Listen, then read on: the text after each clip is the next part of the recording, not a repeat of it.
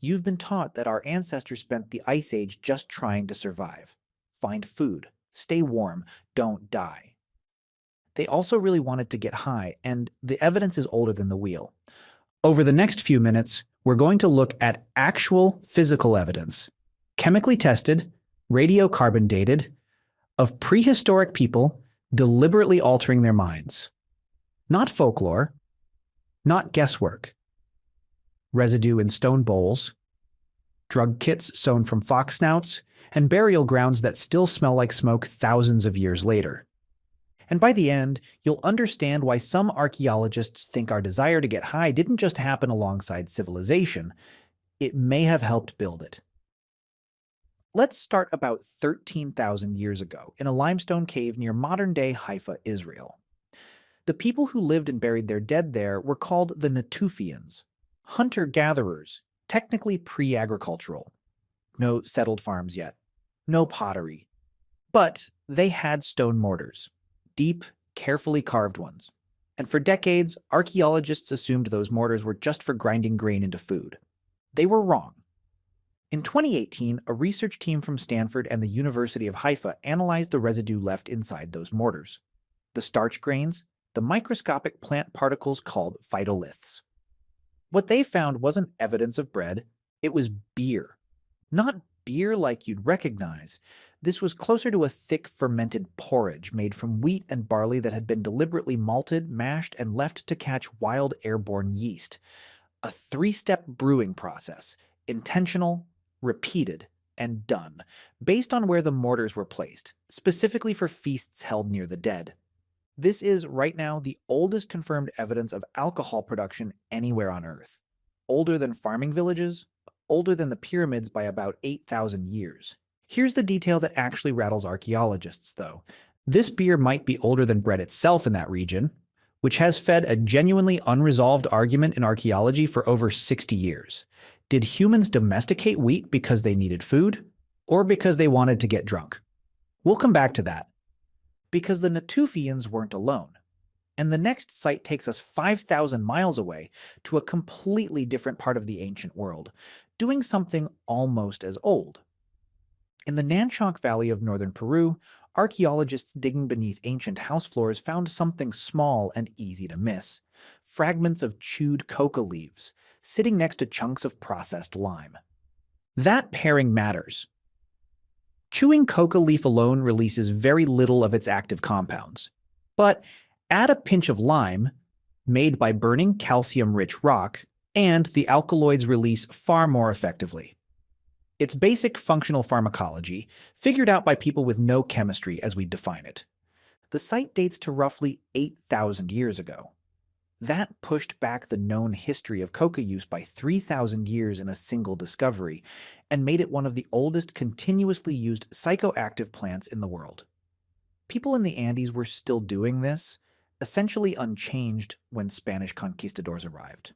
And Andean communities still chew coca today. Now, here's where the story stops being about one plant and starts being about something bigger. Fast forward, geographically and chronologically, to a mountain cemetery in western China about 2,500 years ago. 10 wooden bowls, called braziers, were pulled out of graves on the Pamir Plateau at over 10,000 feet elevation. Burnt stones sat inside them. For a while, nobody knew what they'd actually been used for. Then a chemistry team ran gas chromatography on the residue. Cannabis. But not weak, wild cannabis. This plant material tested with unusually high THC, more potent than what naturally grows in the wild. Meaning these people weren't just finding cannabis. They may have been selecting for the strongest plants they could get. The braziers were built to let the smoke rise and be shared by multiple people gathered around a grave, smoking together as part of a funeral. Now, you've probably heard the theory that goes even further than any of this, that psychedelic mushrooms are the reason humans became human at all. That eating magic mushrooms 100,000 years ago somehow rewired the ancient brain and gave us language and imagination. It's called the stoned ape hypothesis, and it's become genuinely popular online. It's also not accepted science. There's no archaeological or genetic evidence backing it up, and mainstream researchers have consistently called it too speculative to treat as fact. I'm flagging that clearly because everything else in this video is chemically confirmed, dated evidence. And that idea isn't. Cool story, not proof. What is proof is even stranger than that theory, and it's next.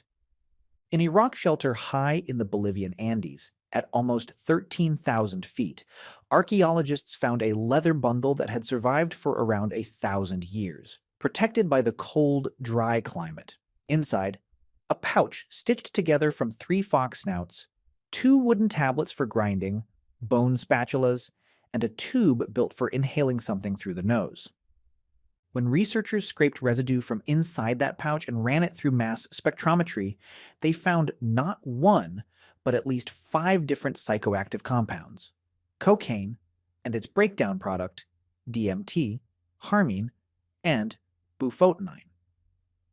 That combination, DMT plus harmine, is the exact chemical signature behind ayahuasca, the psychedelic brew still used ceremonially in parts of South America today.